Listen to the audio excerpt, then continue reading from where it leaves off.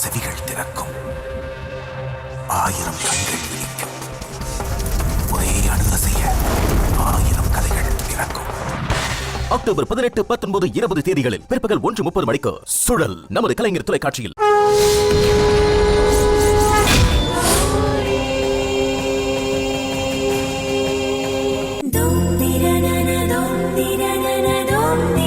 இப்ப 2 பேரும் யாக குண்டத்தை சுத்தி வாங்கும்.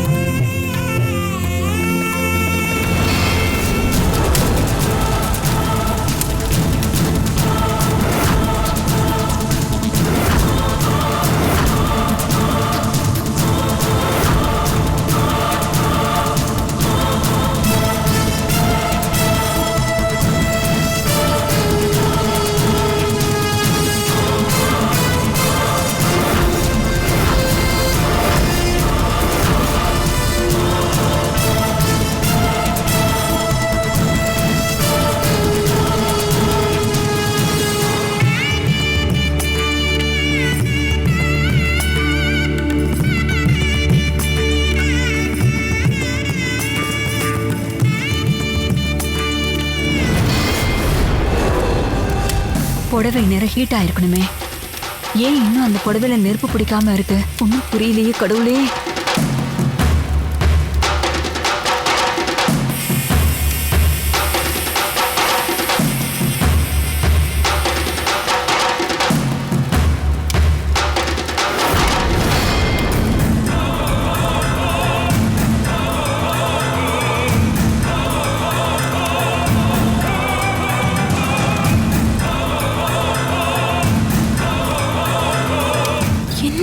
ஒன்னும் புரியலங்க. இதத்தான் பெரிய பிளான்னு சொல்லிக்கிட்டு இருந்தியா? உனக்கு இருக்குடி.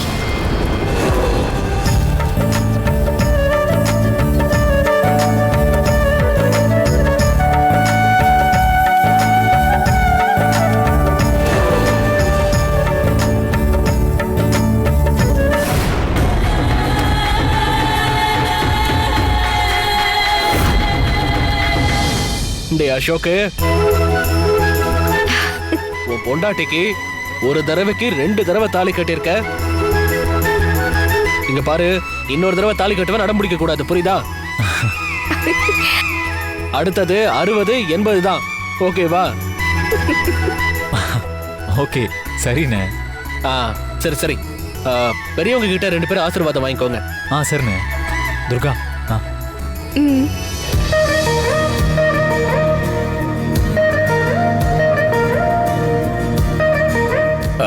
தீர்காயசா இருக்கும். நல்லா இருப்பா, நல்லா இருமா.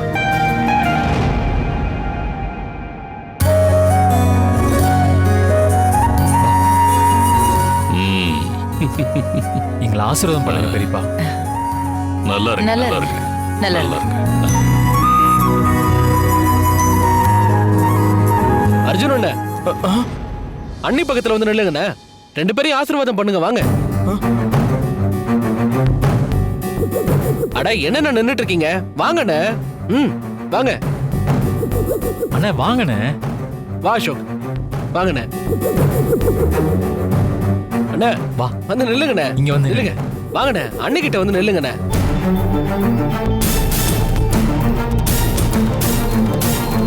ஆசீர்வாதம் பண்ணுங்கண்ணே. டேய் அசோக்,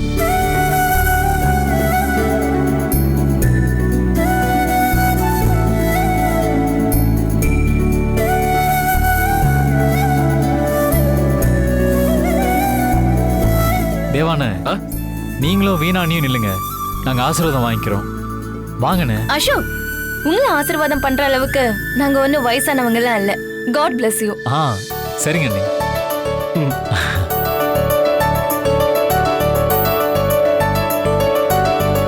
ஹலோ, இங்க ஒரு பெரிய மனுஷன் நின்னுட்டு இருக்க.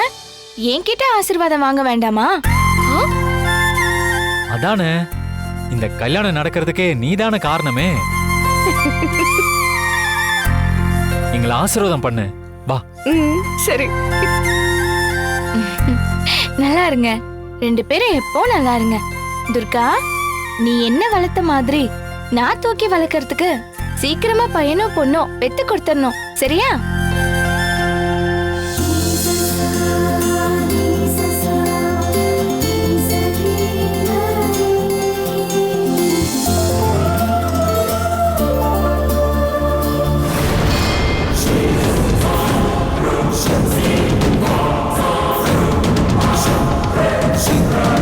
புடவையில தடவின பாஸ்பரஸ் எப்படி நெருப்பு பிடிக்காம போச்சு? என்ன நடந்துச்சுன்னு ஒண்ணுமே தெரியலையே.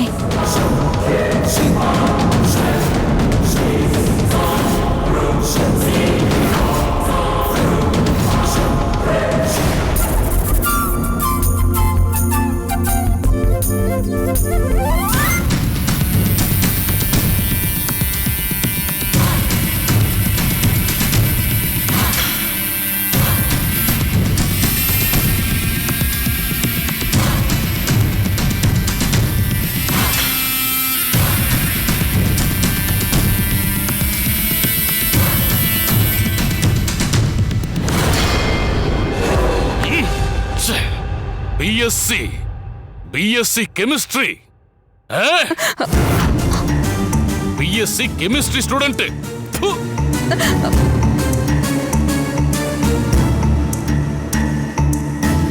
என்னமோ புடவையில ஒயிட் பாஸ்பரஸ தடவி இருக்க, கட்டின புடவையோட துர்கா அப்படியே பத்திட்டு எரிவான்னு சொன்ன.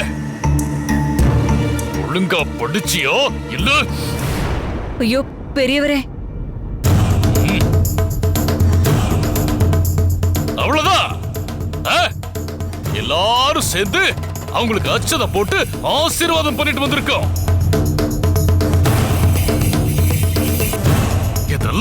இதெல்லாம் சொல்லும் போது என் உடம்பு அப்படியே பத்திட்டு எரியுது. ஏண்டி, என்ன பண்ணிருக்கன்னு கேட்டதுக்கு நேரம் வரப்ப சொல்றேன்னு ரொம்ப பில்டப் பண்ண. இப்ப பாரு, கடைசியா ஒண்ணுமே நடக்கல. நான் உங்க யார் பிளானையும் நம்பாம என்னோட பிளான நம்புனேன். அது கரெக்டா எக்ஸிக்யூட் பண்ணுவான்னு நினைச்சேன். ஆனா இவன் அப்பா அது பயமுடா. ஒரு வார்த்தை கூட பேசக்கூடாது நீ. நான் உனக்கு கொடுத்தது எவ்வளவு சிம்பிளான வேலைடா. சத்யா கை கால் விளங்காதவ, அவளால வாயை திறந்து கூட பேச முடியாது. ரூம்ல ஒரு ஸ்ப்ரே அடிச்சிட்டு வர முடியல உன்னால. அப்படியே என்னங்க என்ன என்ன இவனுக்கு சப்போர்ட் பண்ணி பேச போறியா? ஒரு வார்த்தை யாரும் பேசக்கூடாது. பேசுனீங்க அப்படியே இவனுக்கு நடக்கிறது தான் உங்க எல்லாருக்கும். இல்லப்பா, நான் பேசிதான் ஆகணும். தயவு செஞ்சு அங்க என்ன நடந்ததுன்னு கொஞ்சம் அங்க என்ன நடந்தா எனக்கு என்ன? சத்யா சாகல. அப்பா, நான் அங்க இருந்து உயிர் பொழைச்சு வந்ததே பெரிய விஷயம்ப்பா. என்ன சொல்ற? ஆமாப்பா, அங்க நம்ம யாரும் நினைச்சு பார்க்கவே முடியாத ஒரு சம்பவம் நடந்துச்சுப்பா. அப்பா, அங்க பேயா வந்தது வேற யாரும் இல்லப்பா, நீங்க அடிச்சு குன்னீங்களே கௌரியோட அம்மா, அந்த கல்யாணி தான்ப்பா.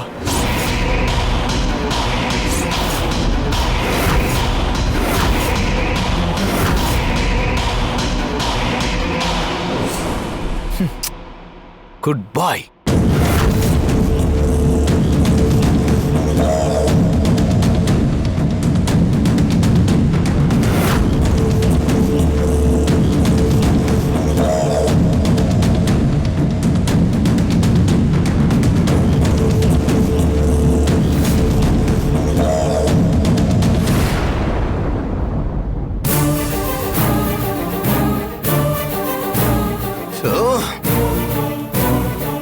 பெரிய தப்பு பண்ண பார்த்த சத்யா, பெரிய தப்பு பண்ண பார்த்த.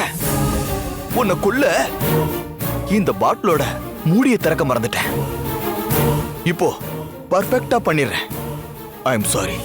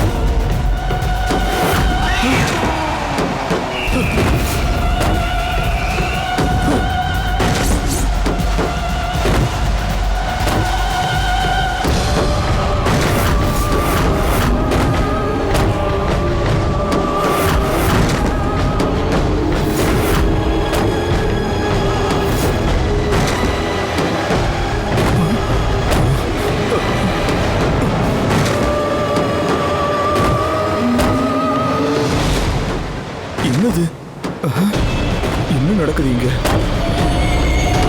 திடீர்னு ஜன்னல் கதவு இப்படி அடிக்குது. காத்து வேற பலமா வீசுதே. பாத்துக்கலாம்.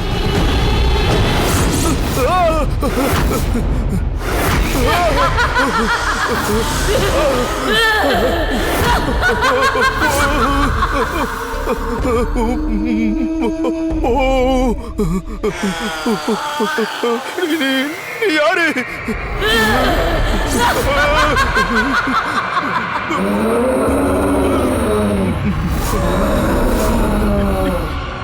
யாருன்னு கேக்குறல்ல? யாரு நீ? கல்யாணிடா. கல்யாணியா? எந்த கல்யாணி? கௌரியோட அம்மா கல்யாணிடா.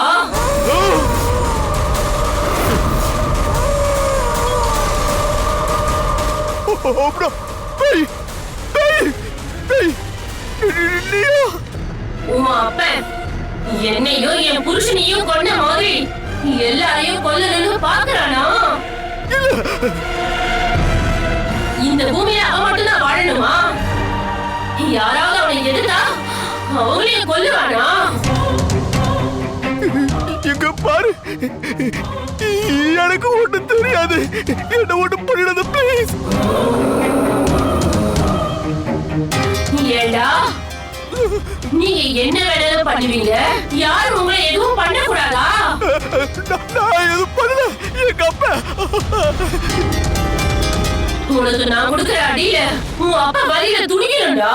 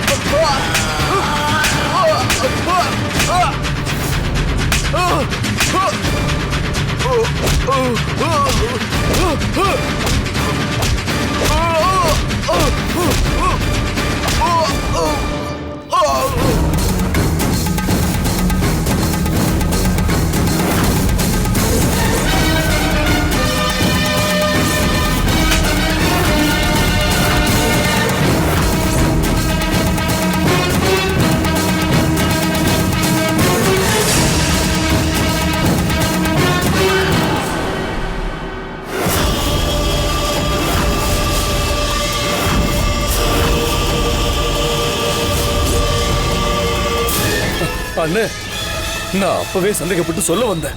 நீங்க தான் என்ன தடுத்தீங்க. கடைசியா இப்ப என்னாச்சு பாத்தீங்களா? அப்படின்னா நர்ஸ அடிச்சு துரத்துனதும் அவதான் போல இருக்கு. அன்னைக்கு என்ன பிபி மாத்திரையை எடுக்க விடாம தலையில மாவை கொட்டி என்ன அழுக்கழிச்சது அதுவும் அவதான் போல இருக்கு. கௌரியோட அம்மா கல்யாணியா?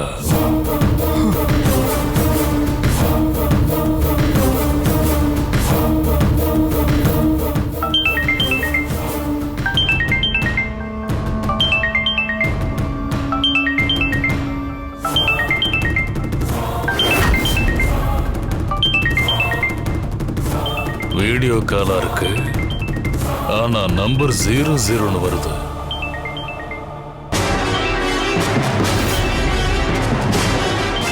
என்ன 00வா?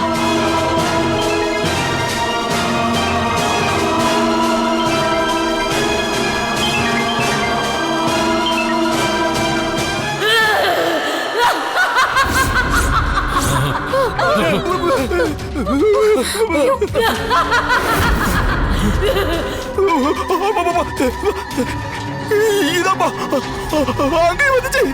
இப்ப எங்க வீடியோ கால வந்திருக்கு. எனக்கு அத பார்க்கவே பயமா இருக்கு. முதல்ல இந்த போனை தூக்கி போடுங்க.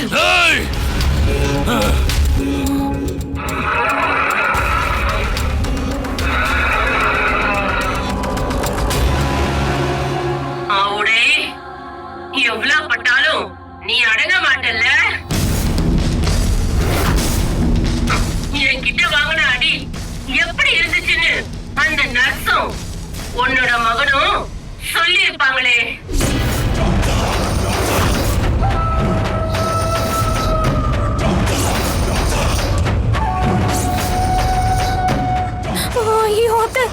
இருக்கு. இத பாரு, என்னையும் என் புருஷனையும் கொன்ன மாதிரி துர்காவையும் கௌரியையும் ஏதாவது பண்ணணும்னு நினைச்ச மொத்தன பேர் ரத்தத்தையும் குடிச்சு உங்க உடம்ப சக்கையா தூக்கி எரிஞ்சிட்டு போயிட்டே இருப்பேன்.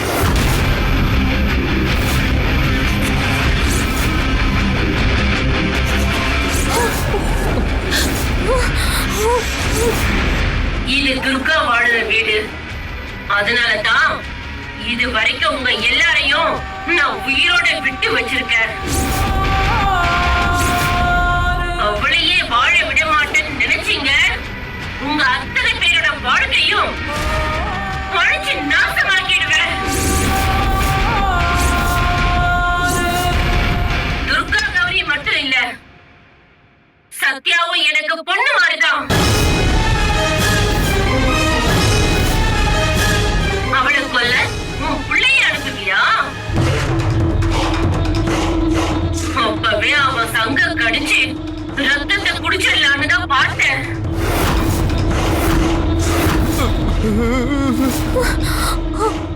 என்ன இருந்தாலும் அவன் சத்யாவோட புருஷன்.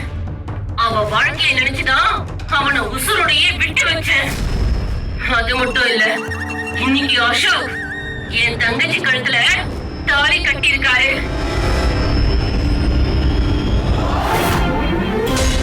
கல்யாண வீட்ட சாவு விட மாத்திர கூடாதுல்ல. அடியே காவேரி, என்னடா துர்கா புடவையில தீப்பிடிக்கிற மருந்த தடவினோமே, ஆனா அது தீப்பிடிக்கவே இல்லையேன்னு குழம்பி போய் தானே நின்னுட்டு இருந்த.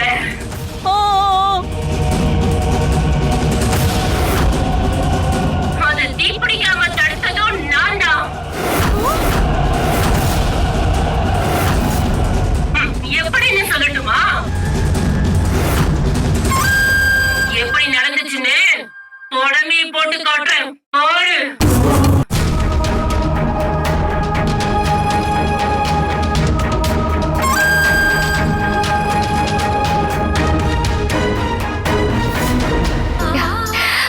சின்னையா வாங்கி கொடுத்தாரு.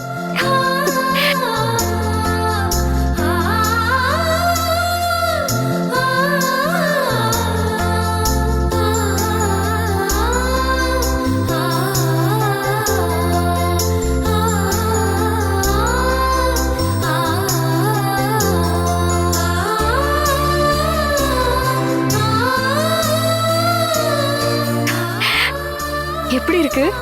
சூப்பரா இருக்கு.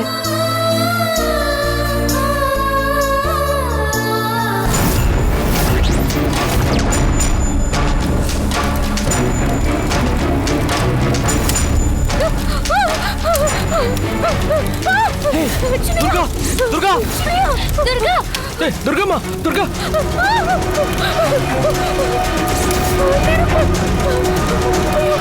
துர்கா, துர்கா,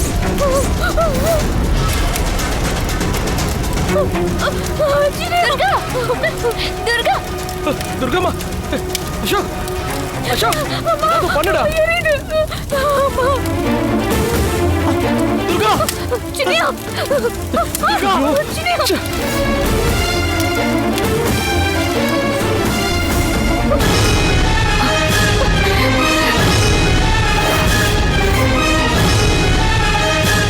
துர்கா, என்ன முகூர்த்த புடவைய கையில வச்சுக்கிட்டு அதையே பாத்துட்டு இருக்க? கௌரி, இப்போலாம் எனக்கு பின்னாடி நடக்க போறது முன்னாடி தோணுதுன்னு சொன்னல. சின்னையா கூட அவரு விரல புடிச்சுக்கிட்டு அக்னி குண்டத்தை சுத்தி வரப்போ இந்த புடவையில நெருப்பு புடிச்சு என் உடம்பெல்லாம் பத்தி எறிகிற மாதிரி இப்ப எனக்கு தோணுச்சு. அப்படியா? ஆமா கௌரி, இப்படி ஒண்ணு தோணுச்சுன்னா அது கண்டிப்பா அப்படியே நடந்துரும். சத்யாக்கா விஷயத்துல ஒரு தடவை இல்ல, 3 தடவை நடக்க போற ஆபத்தை எனக்கு முன்னாடி காட்டி கொடுத்திருக்கு. அப்படின்னா இத நாம சாதாரணமா எடுத்துக்க கூடாது துர்கா. இப்ப என்ன பண்றது?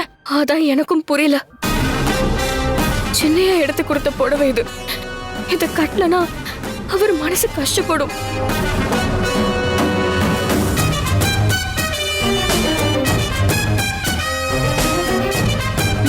துர்கா, எனக்கு ஒண்ணு தோணுது.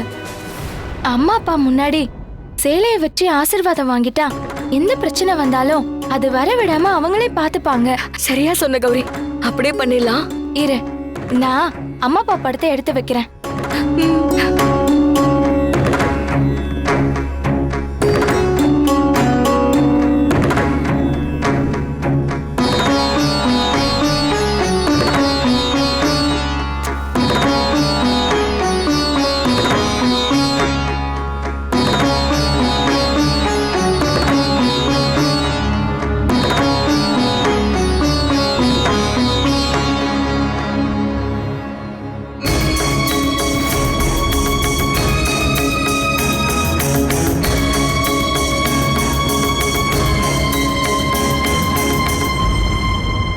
அக்கா, மாமா, நீங்க உசுரோட இல்லைனாலும் எப்பவும் எங்க நினைப்புல இருந்துட்டு தான் இருக்கீங்க. கல்யாணத்துல நான் கட்டிருந்த முகூர்த்த புடவை எரியற மாதிரி எனக்கு தோணுச்சு. நிஜத்துல அப்படி எதுவும் நடக்க கூடாது. இந்த புடவை உங்க 2 பேரு முன்னாடியும் வச்சிருக்கேன்.